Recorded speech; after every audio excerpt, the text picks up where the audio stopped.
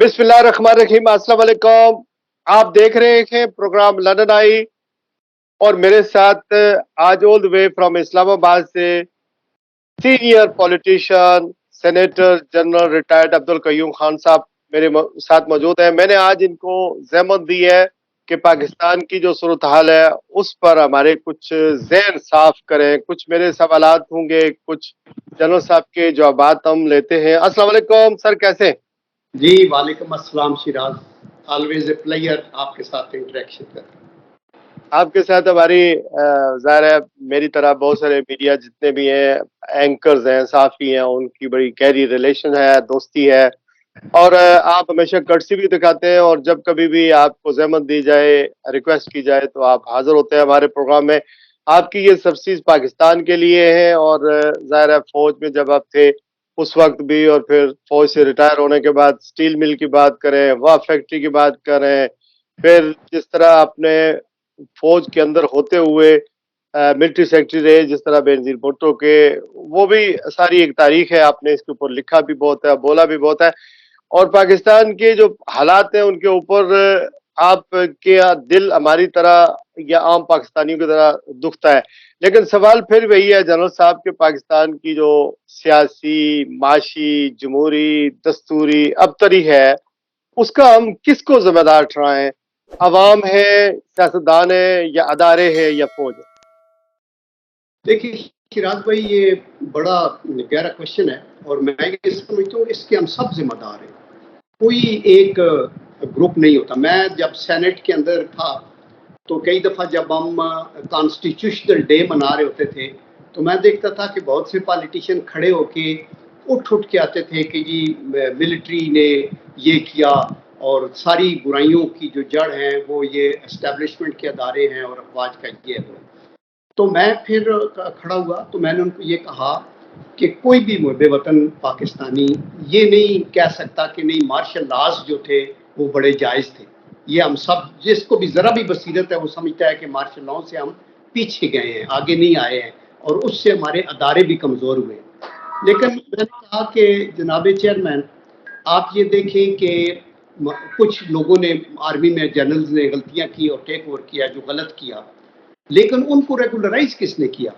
Highest courts के जो जादूगर थे ना, मतलब है वकील, बैरिस्टर्स, जो उस वक्त रज़ा रब्बानी साहब हमारे चेयरमैन थे। मैंने कहा आप भी बैरिस्टर हैं और आप चेयर भी कर रहे हैं, आपको पता है आपके बैरिस्टर्स की बिरादरी में उठ के आते थे डिफेंड करने के लिए मार्शल लॉ को, और हर मार्शल लॉ को रेगुलराइज किया एक्सेप्ट एक इमरजेंसी को नहीं किया जो परवेज मुशर्रफ साहब ने लगाई और उनके पीछे पड़ गए।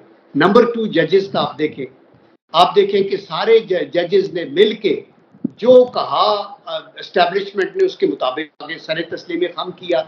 भुट्टो जैसे बंदे को हैंग कर दिया और फिर उसका इकरार जुर्म नसीम असलम शाह ने, आपने देखा कि टीवी पे आके कहा कि ये जुडिशल मर्डर था, हमें कहा गया, हमने नौकरी बचानी थी वगैरह। इसके अलावा आप देखिए जस्टिस इरशाद हसन, जो परवेज मुशर्रफ साहब का टाइम आया तो 3 साल का उन्होंने कहा आप हुकूमत करें, नो प्रॉब्लम, और इसके अलावा आप आइन भी कर दें, फिर भी कोई प्रॉब्लम, बिकॉज आइन को चेंज तो इवन सुप्रीम कोर्ट भी नहीं कर सकती।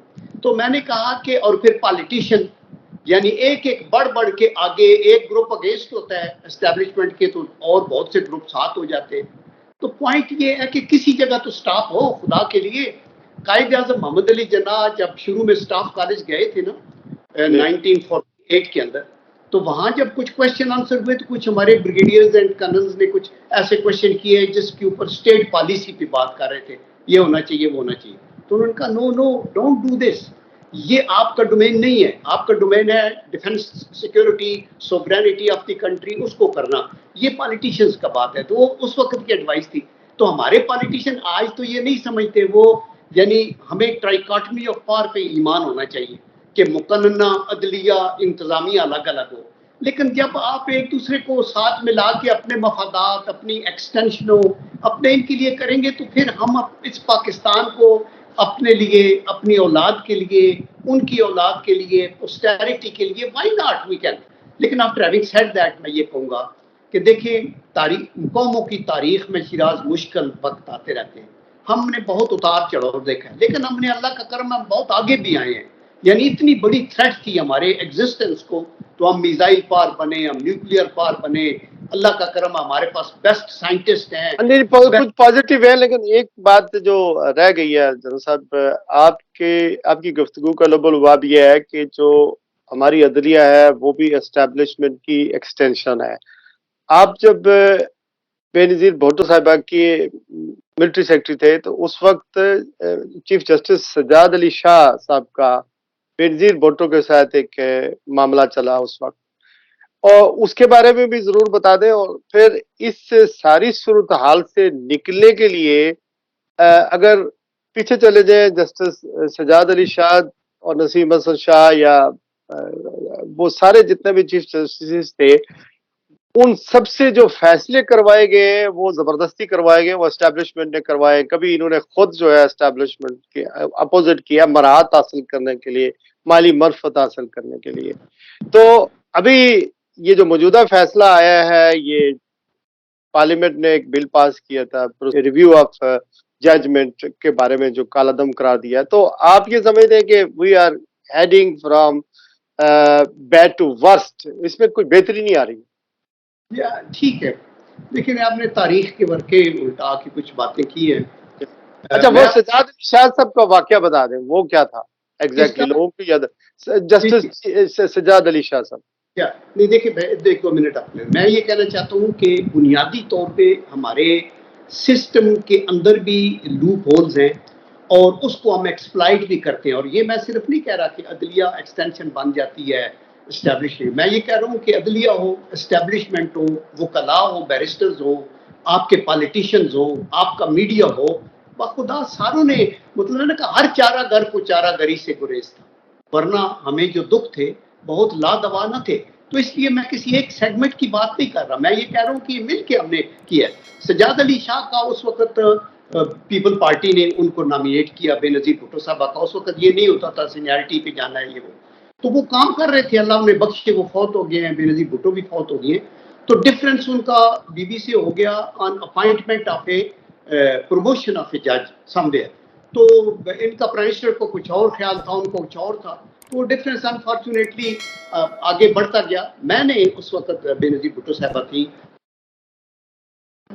یہ جو ان کا ہے یہ ان کو کرنے دیا جائے، تو ان کا ویو پوائنٹ تھا کہ نہیں یہ ہم نے کیا ہے، لگایا ہے، تو دیکھیں ان کو یہ. اور پھر میں نے ان کی پیچ اپ بھی کوشش کی کہ ان کو بلا کے بٹھا کے، بٹ دس از انفارچونیٹ نا. دیکھیے عدلیہ کا عہدہ بڑا جلیل القدر ہوتا ہے. اس میں تو اسلام میں حکم ہے کہ قاضی مدعی کی طرف دیکھے اور مدعا علیہ کی طرف بھی، مدعی کی طرف دیکھ کے مسکرائے تو مدعا علیہ کی طرف بھی دیکھے. ابھی یہ جو فیصلے کورٹوں کے آ رہے ہیں، آپ صرف یہ دیکھ لیں کہ وہ جو نو کانفیڈنس میں ووٹ دیا کچھ لوگوں نے، اس کا آئین تو یہ کہتا ہے نا کہ ان کو سزا ملنی چاہیے، لیکن آئین یہ نہیں کہتا کہ ان کا ووٹ کاؤنٹ نہیں ہوگا. جب آپ نے ماورائے آئین ان کے ووٹ 25 کینسل کر دیے تو ڈیزاسٹر وہاں سے شروع ہو گیا. پنجاب کی ایک حکومت، دوسری، تیسری، چوتھی، پھر پولیٹیکل ایشوز کے اوپر عدلیہ نے سو موٹو لینا شروع کر دیا. جب تک کہ وہ کہیں نہیں، یہ بیٹھ کے جو پالیٹیشینز ہیں نا، بہت سی باتیں پارلیمنٹ میں باہر بیٹھ کے گیو اینڈ ٹیک پہ کر لیتے ہیں، آپ کو نہیں آنا چاہیے. اور ابھی یہ قانون بنایا ہے پارلیمنٹ نے، سینٹ کے پاس گیا، پریزیڈنٹ نے، علوی صاحب نے سائن کیے، وہ ایک لا بنا، تو آپ نے یک جو بش قلم اس کو وہ کر دیا. دیکھیں جب تو کسی بندے کا آپ کا سول جج کے پاس کیس جائے نا تو وہ آگے پھر سیشن جج کو جا سکتا ہے، وہاں سے پھر ہائی کورٹ کو جا سکتا ہے، پھر وہ سپریم کورٹ. آپ دیکھیں کہ نواز شریف صاحب کا کیس جو ہے وہ ڈائریکٹ لگئی سپریم کورٹ کے اندر کھڑا کر کے، ادھر ادھر ساتھ اوپر ایک جج بٹھا دیا، جے آئی ٹی بنا دی، 142 پیش کی ہوگی. تو ہم کیا مطلب ہے، کیا مطلب ہے؟ وہ کہتے ہیں نا justice delayed is justice denied and justice جو ہریڈ از جسٹس بریڈ. آپ نے وہ کیا. تو ہمارے ڈبل پیمانے نہیں ہونے چاہیے.